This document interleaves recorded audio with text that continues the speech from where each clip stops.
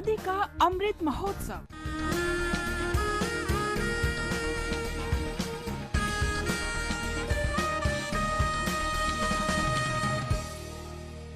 आजादी का सफर आकाशवाणी समाचार के साथ एक राष्ट्र का उदय।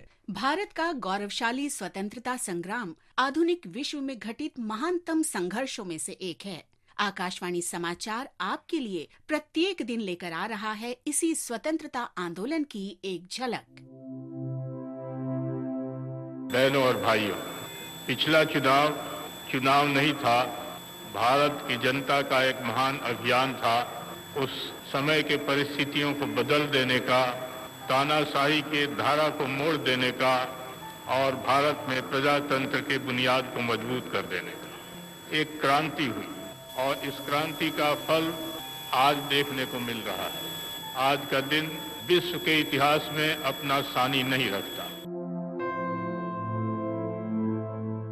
आज की कड़ी में हम याद कर रहे हैं स्वतंत्रता सेनानी और सामाजिक न्याय के लिए समर्पित रहे बाबू जगजीवन राम को, जिनका जन्म 1908 में 5 अप्रैल को बिहार के भोजपुर में हुआ था।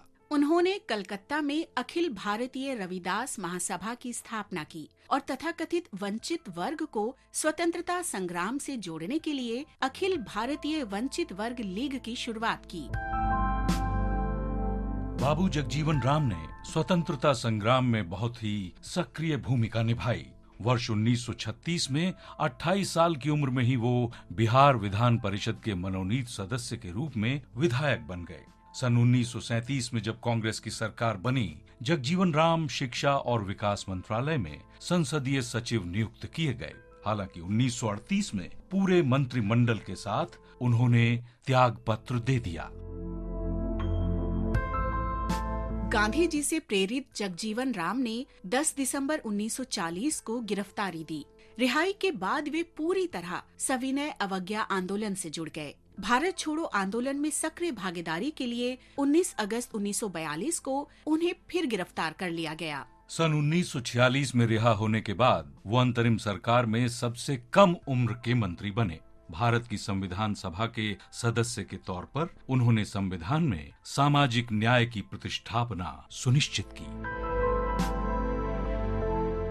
जगजीवन राम अगले 30 वर्ष तक विभिन्न विभागों के मंत्री के रूप में देश की सेवा करते रहे। 1971 के भारत पाकिस्तान युद्ध के समय वो देश के रक्षा मंत्री थे। इस युद्ध से ही बांग्लादेश का उदय हुआ। केंद्रीय कृषि मंत्री के रूप में उनके 2 कार्यकाल भारत में हरित क्रांति और कृषि के आधुनिकीकरण के लिए अब भी याद किए जाते हैं। इस महान राष्ट्रवादी नेता को हमारा शत शत नमन। आज ही हम महात्मा गांधी के दूसरे पुत्र मणिलाल गांधी को भी याद कर रहे हैं। मणिलाल गांधी का निधन 5 अप्रैल 1956 को हुआ था। मणिलाल का जन्म ब्रिटिश इंडिया के दौरान राजकोट में 28 अक्टूबर 1892 को हुआ था। 1906 से लेकर 1914 तक वो गांधी जी द्वारा स्थापित फीनिक्स बस्ती और टॉलस्टॉय फार्म में रहे। थोड़े समय के लिए भारत आने के बाद मणिलाल इंडियन ओपिनियन समाचार पत्र के प्रकाशन में सहयोग देने के लिए 1917 में फिर दक्षिण अफ्रीका लौट गए। मणिलाल गांधीवादी आदर्शों के प्रति निष्ठावान बने रहने के लिए हमेशा कठिन प्रयत्न करते रहे। भेदभावपूर्ण कानूनों का विरोध करने के लिए कई बार उन्हें जेल जाना पड़ा। दक्षिण अफ्रीका के पूर्व राष्ट्रपति नेल्सन मंडेला ने एक बार कहा था, मणिलाल का विनम्र आचरण अहिंसा का मूर्तिमान रूप नजर आता है। मणिलाल 1930 के नमक मार्च में गांधी जी के शुरुआती 78 सत्याग्रहियों में से एक थे। दांडी मार्च के तुरंत बाद धरसाना नमक फैक्ट्री तक मार्च में शामिल होने के लिए उन्हें 10 महीने की जेल की सजा हुई। मणिलाल 1956 में अपनी मृत्यु तक इंडियन ओपिनियन के संपादक बने रहे। इस महान गांधीवादी नेता को हमारा नमन। आज हम स्वतंत्रता सेनानी नवाब सिंह चौहान को भी याद कर रहे हैं। 5 अप्रैल 1981 को उनका निधन हुआ था।